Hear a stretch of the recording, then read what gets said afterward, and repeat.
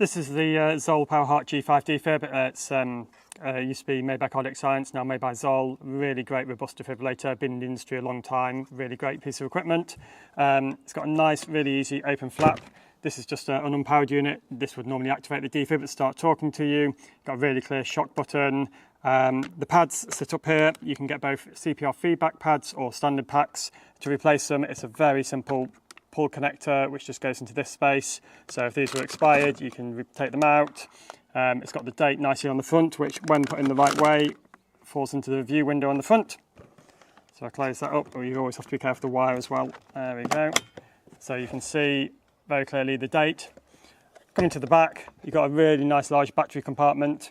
So the batteries just very, very simply drop straight in, and to replace them, it's just a little spring clip, comes out.